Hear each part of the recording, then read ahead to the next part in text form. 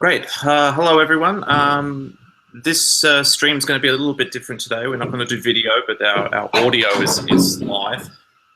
So thanks again for joining us. This is now episode 13 of our podcast. And we've got a slightly different type of guest today. Beforehand, we have been speaking with researchers, both theoretical and experimental.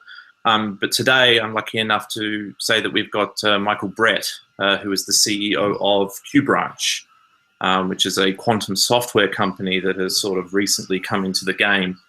And we're lucky enough to sit down and have a chat with him about what it's like to get into what has ostensibly been a university research sector that is now branching out into hopefully what's going to be a new commercial industry in information processing. So, Michael, thanks a lot for sitting down with us. Thanks very much for the invitation, Simon. It's great to be here.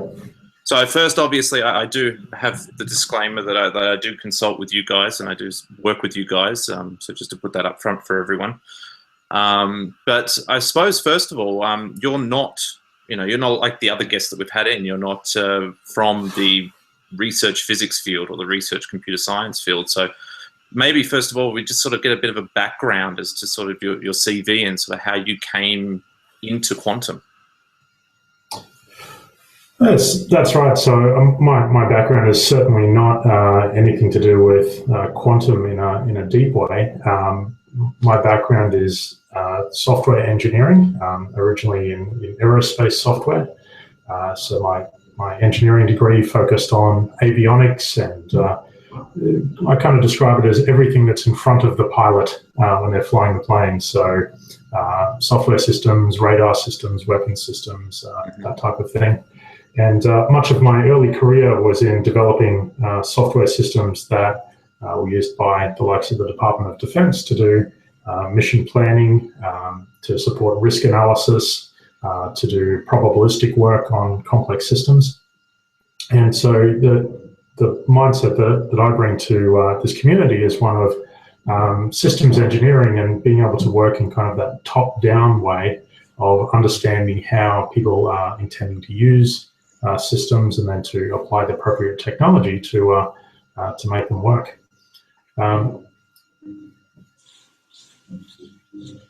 So I mean, how did you? I mean, sorry, aerospace engineering is frankly, from the way I see it, sort of a world away from quantum mechanics and quantum computing. So, did QxBranch come to you about quantum, or did you? I mean, sort of, how did it evolve that QxBranch got into this space? Were you interested in quantum before QxBranch, or did it work the other way around? It was a really fun experience. A couple of years ago, my previous firm, a company called Shoal Engineering, which continues to this day. Shoal is a complex systems engineering firm based in Australia that supports the Australian government and commercial companies with systems engineering work. And one of the services that we provide is doing probabilistic risk analysis for new flight vehicles. So say a rocket that's never flown before, or a new drone system that is experimental, and the Australian government needs to do a risk assessment of where these new vehicles could possibly land, and to take the right kind of measures to make sure that people and property are kept safe. And so our company worked very closely with the Defence Science and Technology Group in Australia to develop software systems that could do predictive risk analytics of complex new things that we had no or very little historical basis to make those kind of assessments. And we've been doing this for quite some time, and attracted the attention of Lockheed Martin, the global aerospace firm, who are very interested in our work and the approaches that we were taking there. Mm-hmm. And eventually we ended up having a conversation with the chief scientist of Lockheed Martin, Dr. Ned Allen, who explained to us that the approaches that we were taking in this probabilistic risk assessment work were extremely well aligned to the techniques and approaches that are required for quantum computing. and that he had just bought the first D-Wave 1 computer a couple of months beforehand, and that he was interested in understanding some of the applications that could sit on top of this new computer that he had just bought. And so he invited us to participate as kind of an R&D partner with Lockheed Martin to have access to the machine and to work with them to understand where applications could emerge based on the new technology that D-Wave offered, and build from there. So that was the sort of circuitous journey to get into quantum computing. We were systems engineers and software engineers focused on applications, and we got pulled into the world by Ned Allen and his team at Lockheed Martin, who said, the skills that you guys have got apply really well to what I need to discover the applications here.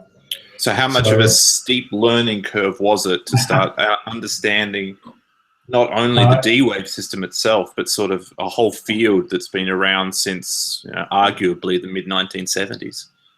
Yeah, it's been an incredible journey over the past couple of years in not only understanding a little about the concepts of quantum computing and some of the underlying principles and physics that sit behind it, but also getting to know a new community of people and a whole new stream of academics and work that's going on to create this technology and get it into the marketplace. So it's not just a steep learning curve for the technology, but also the community around that and being able to find our place within that. But thankfully, we've had it's an extremely welcoming community. I think it's moving very quickly, and you can see the acceleration of investment into quantum computing over the last couple of years has been extraordinary. Mm-hmm. And so we've been able to receive a lot of great advice and input to help us get up that learning curve. So, I mean, QxBranch itself, you said that you used to be with a different company, Shoal. Is it a separate startup? Is it a spin-off? Are they two separate entities? Or, I mean, sort of roughly what's its structure? Yeah, so once we got to know Lockheed Martin a little better and Ned Allen's strategy around quantum computing and understood a little bit more about where the field was headed, we took some time to take a close look at where the technology was up to and made an assessment of its technology readiness level and the likely pathway for commercialization and what was possible with quantum computing broadly. And we saw an opportunity there to be one of the first entrants or a very early entrant into the software game, which is where our skills primarily lie. And so after some consideration, we decided that to take advantage of this opportunity, it was best to spin off a new company that could go on its own pathway and discover its own fortunes. And allow Shoal Engineering to continue to do its core business and focus on its government customers and the work that it's best at. So in 2014, we spun off the QxBranch group and set up QxBranch as a completely independent, separate company. We transferred across some of the people, processes, and tools that were relevant to QxBranch, and as part of that, we also partnered with a long-time collaborating company based in the US, a company called the Tory Group, which Shoal and Tory had done a lot of work together previously in some of these early stage technology assessments. And so some of the folks from the Tory Group also joined us on this adventure. So, I mean, it's always an interesting thing, or interesting discussions that I've had with various research colleagues and people over the years, sort of how quantum computing is going to move more into the private sector. I mean, when you guys started looking at this and you decided, okay, we're going to spin off into this, there must have been some discussions as to a market need, whether the technology was developing fast enough in order to support companies that are obviously not supported by universities or research grants. So, I mean, take me through that process a little bit. Sort of what convinced maybe you in your own head or you and your colleagues that spun off QBranch, that it really was sort of, you know, the right time to start taking this seriously? Yeah, I think there were two broad themes that stuck out for us that we wanted to be a part of. The first one was a market need, that there was a growing demand for advanced data analytics services globally, particularly those sort of analytics that have a very high computational cost. So there's a lot of complexity to their calculation, and using classical methods take a very long time and therefore a lot of money to be able to solve those problems. And that was a direct relationship to our previous work in probabilistic risk analysis, where we were building models and simulating those models on large-scale computational farms that would take days or weeks or months to find a suitable answer. And so we saw that quantum computing could offer a breakthrough to that type of problem that was only getting more and more prevalent without within the commercial community. Mm-hmm. So that was sort of the underlying business thesis of QBranch, that a rapidly growing need, an accelerating need for solving large-scale complex analytical problems was out there. And the second piece was our assessment of where quantum computing was at as a technology.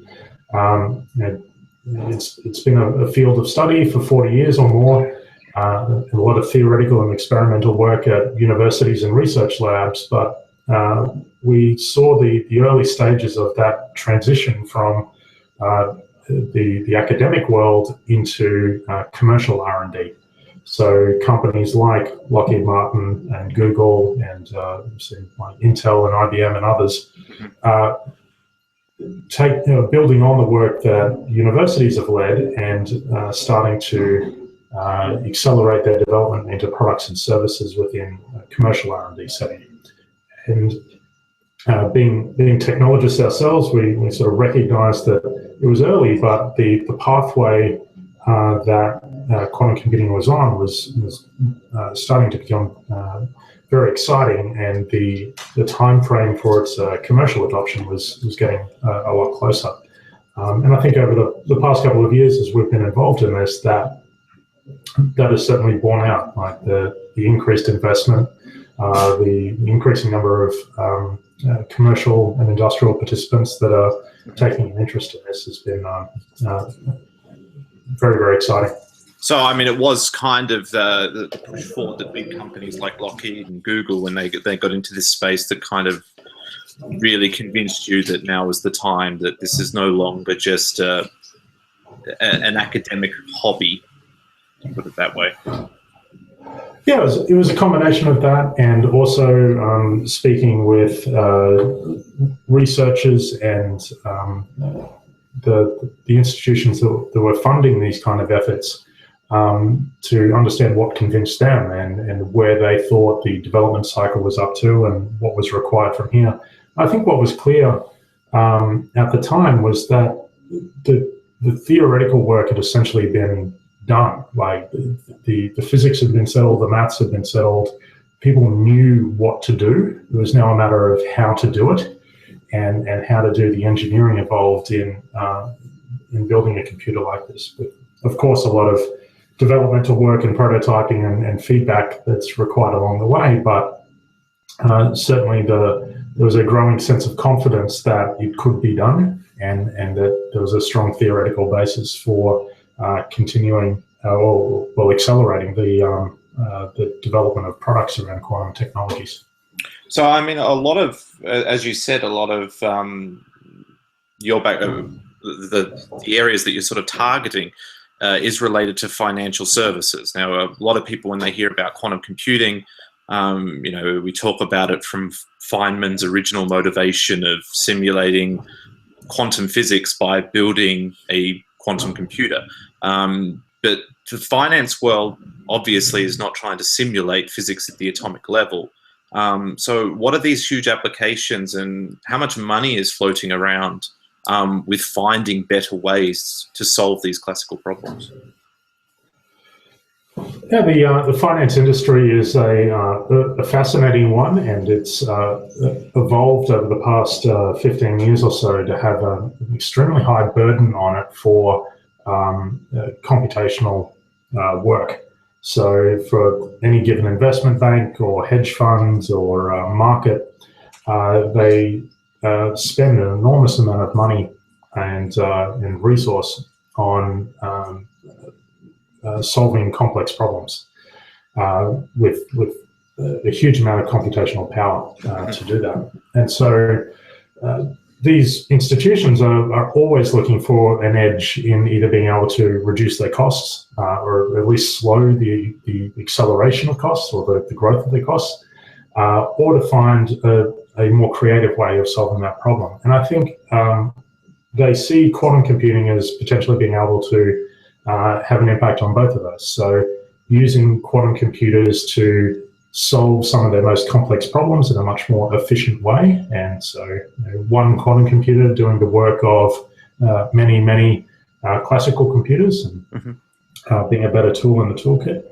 But I think more interestingly for everybody involved in this work, quantum computing offers a new way of solving problems that requires enables a new form of creative problem solving and critical thinking that might offer a competitive edge to a financial institution in being able to take on that problem in an entirely different manner than they previously have. So, I mean, one of the questions that I'm sure a lot of the physicists in the field have for you or a company like QxBranch is, given, especially with the quantum computers or the designs for quantum computers that, say, for example, most of my previous guests are more involved with, we all acknowledge that there's going to be a long hardware development time frame. These things are not going to arrive on our shelves, 5 years or 7 years from now. So I suppose the obvious question is, as a company, what are you selling to these other companies? Yeah, so I think noting that there is a long time frame for hardware development, that hardware products will go through many cycles between what's able to be produced today and their eventual sort of large-scale commercial adoption.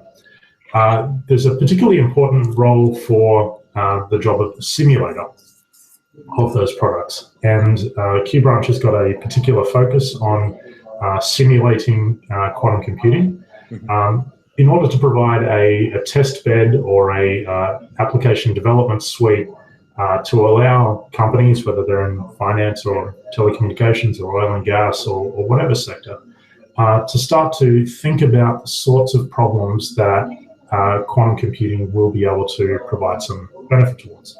And so there's a general framework that we work through with customers that are interested in these applications. One is an assessment around feasibility. Is it possible to solve this problem using a quantum computational technique? So that's number one. Then tractability. Can we solve it today, given the architectures that we have available to us and the techniques that are out there? So having that assessment of tractability. And then the third piece is performance. Given that it is tractable, how well does it perform against classical benchmarks, and what's the economic return that's available to the company that's interested in these applications? And so simulation provides a really useful platform for answering those first two questions. Is it feasible, and is it tractable, given the architectures that we're aware of? So QxBranch is investing quite a lot in simulation technology of some of the architectures that are starting to emerge, and then working with companies that have very challenging computational problems to work through that process on feasibility, tractability, and then performance around that. So you see your sort of spot within this world as sort of being the middleman between industry and physicists like me. I think there's a really important role for the feedback loop from industry to physicists like you that are focused on the hardware development, to make sure that you're as well informed as you can be about where the priorities of industry are.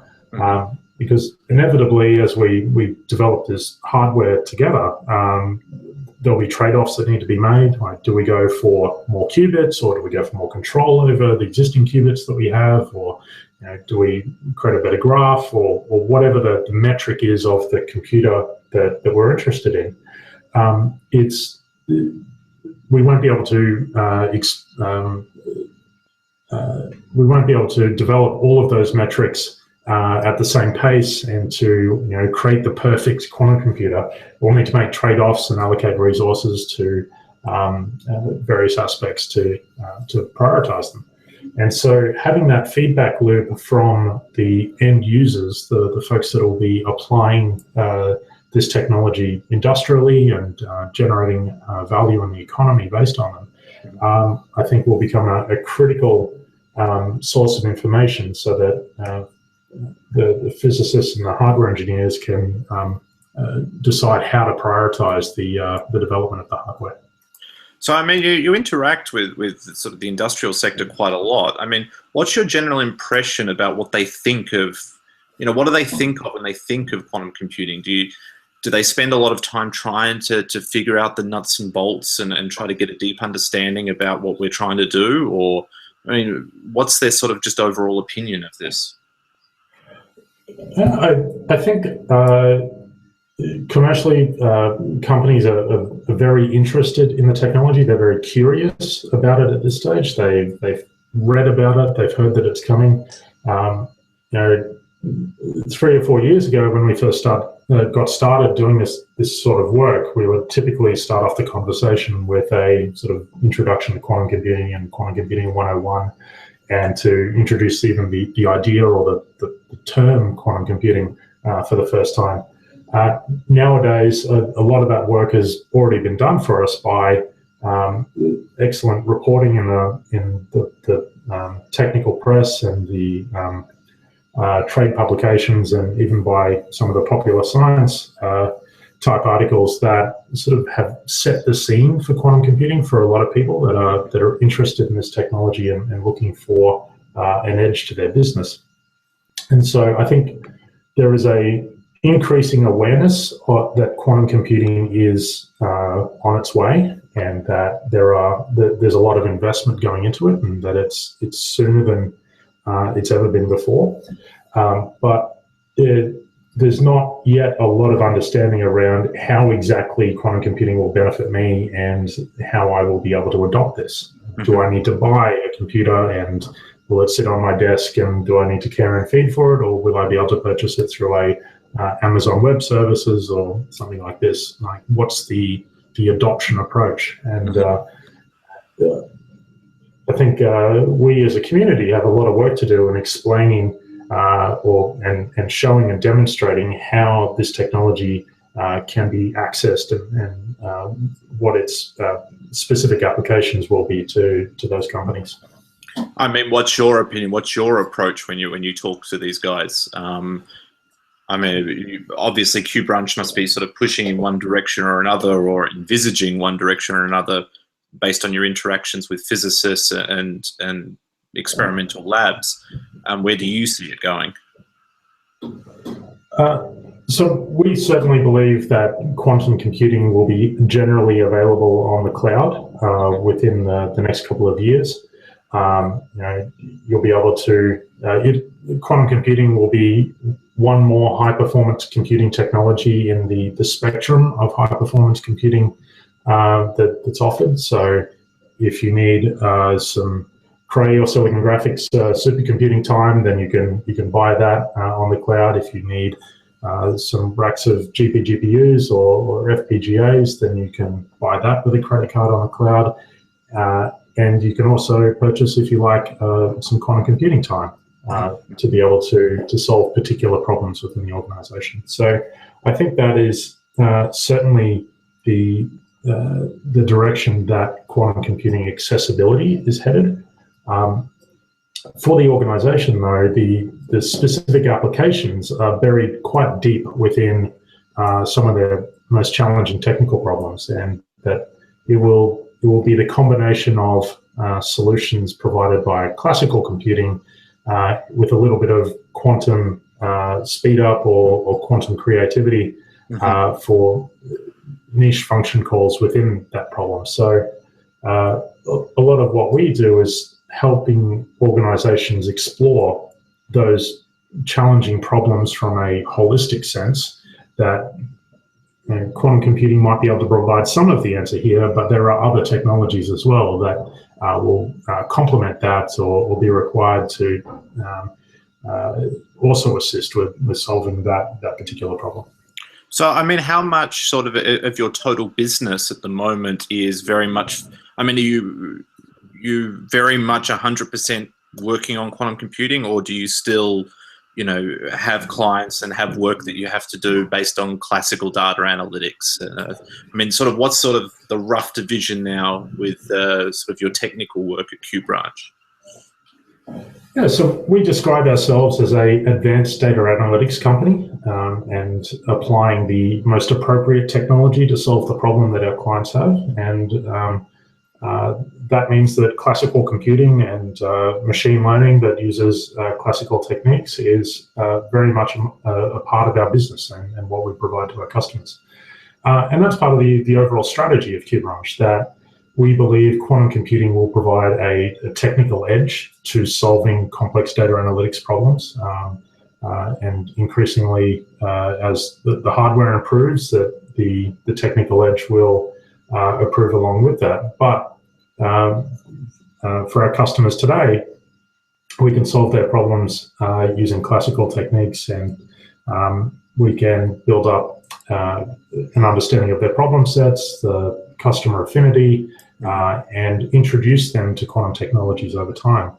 So we very much focus on just solving their problem, and then as and when quantum computing hardware becomes available and the services around them, then we'll apply those to the challenges that our customers face. So for the most part, what we do is classical data analytics, and we most of our work comes through that line of the business, but we also, having now some experience in the quantum computing software space, enjoy some pretty good customer relationships that are interested in that technology specifically, and what it will mean for their business on the long-term horizon. So, I mean, the hardware interactions that you guys have, or sort of the collaborations that you have with the physics community, I mean, correct me if I'm wrong, your majority of your technical team is located in Australia, so you have understandably interactions with the group at the University of New South Wales and the very strong quantum focus in Australia. Is that where, simply because of geographic reasons, you limit it, or do you talk a lot with other experimental groups using other technologies such as optics, superconductors, etc.? We try to have as broad of a view as we can onto the quantum computing hardware development efforts. QxBranch itself is headquartered in Washington, D.C. in the US, and so most of our data analytics team is based in DC. And then in Australia, our software engineering team is primarily based there. But even with those geographic locations, we try to keep an eye on the hardware development efforts globally to understand their particular strategies and where they're headed and their progress to date, so that when the time is right, we can start to introduce those technologies and form partnerships with them, either through simulation of their approach or the particular applications that they might be able to most directly assist with, to introduce those technologies to our customers. So, as an outsider's sort of bird's eye viewpoint, you know, which systems do you personally like? Which ones do you think will will reach some kind of commercial scale the fastest, which ones will be better in the long term in terms of cost outlay? I mean, from somebody who hasn't grown up inside this field, or where do you see, the various technologies? Well, I think it's a very exciting time watching the development and investment that's going into a lot of the different hardware groups. And I think let's split the conversation out into the adiabatic world and then the universal world. Mm-hmm.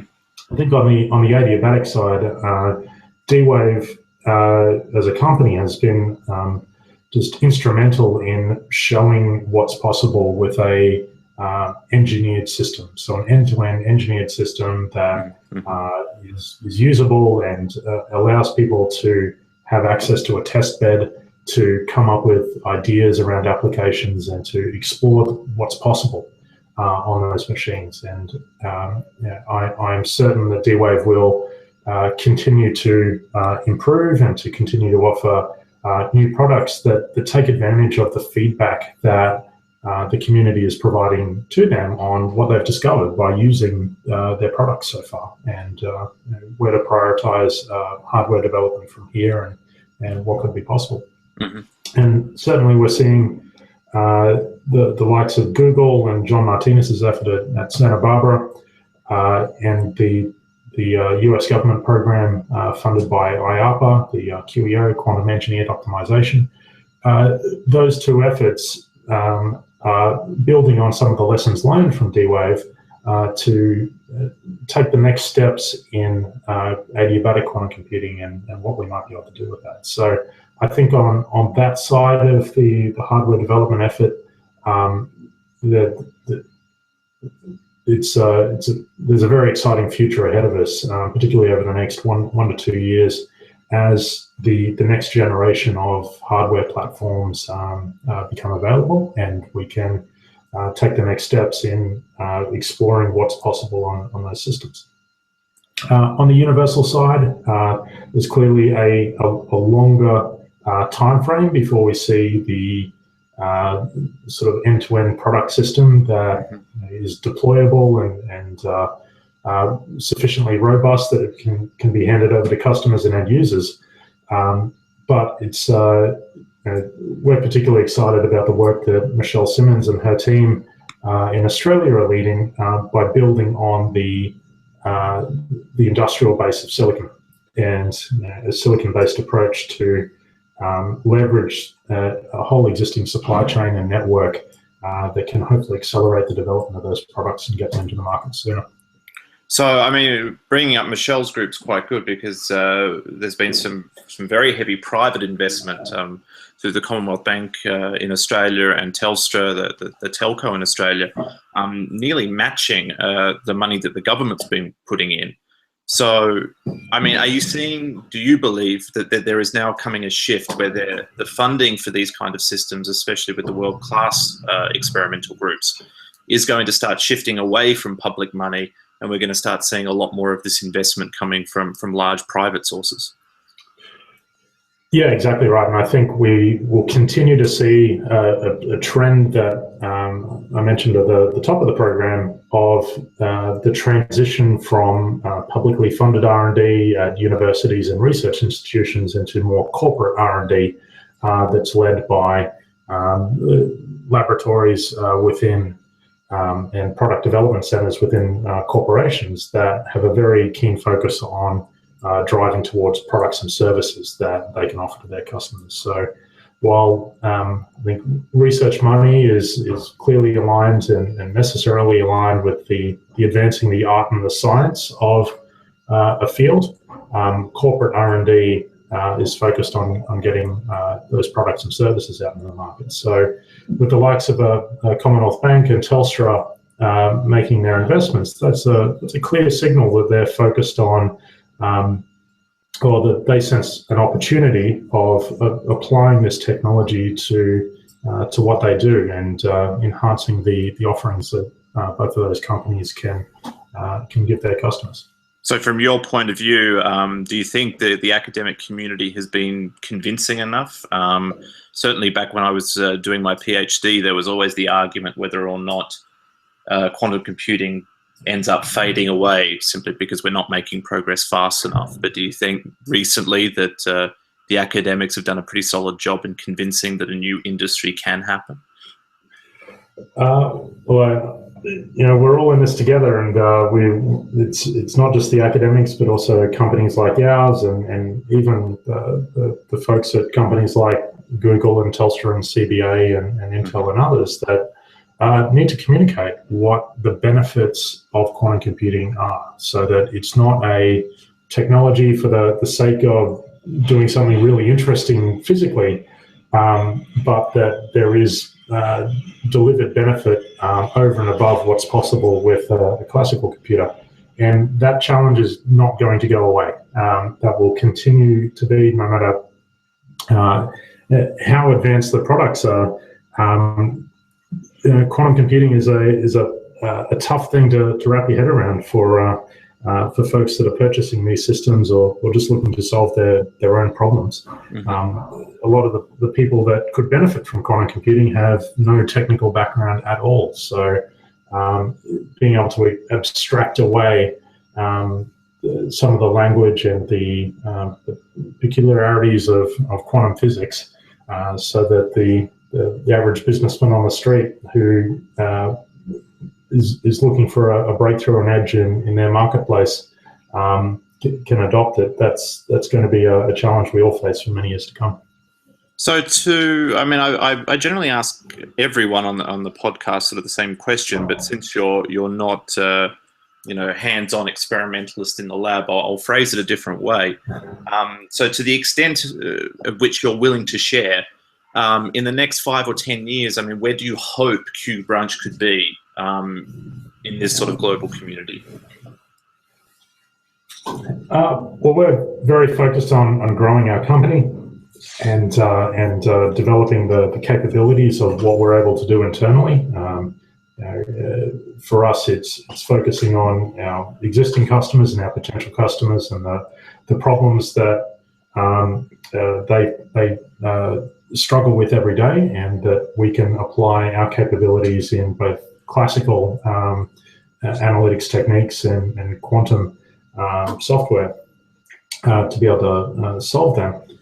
So for QBranch, we see a future where our applications and software that we build is part of a community of users, and people all over the world are able to access a quantum computer on the cloud and use a little bit of QBranch software to be able to solve their problems with that.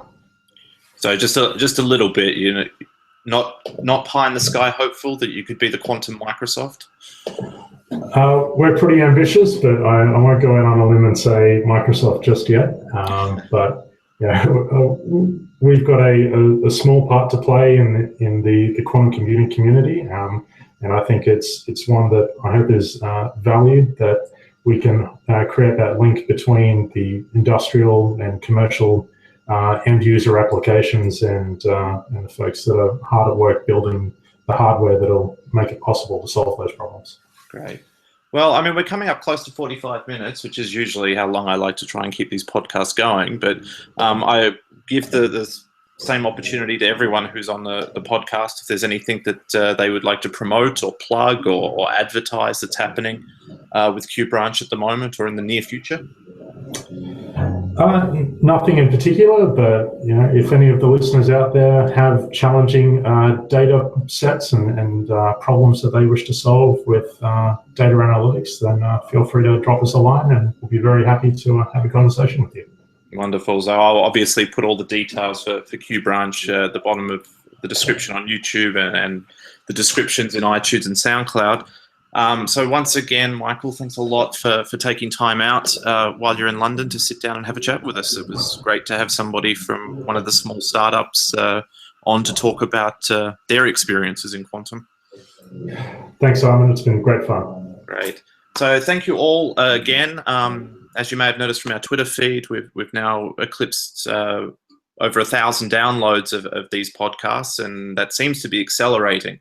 Every day. We're kind of hoping, this is a bit of a lofty goal, that we can hit close to 10,000 before the end of this year. So if you've enjoyed these discussions, we will continue to try and have one every week or so. But please tell anyone you know to subscribe and to tune in. So thanks again for everyone who tuned in live and for those of you who are listening offline. Thank you.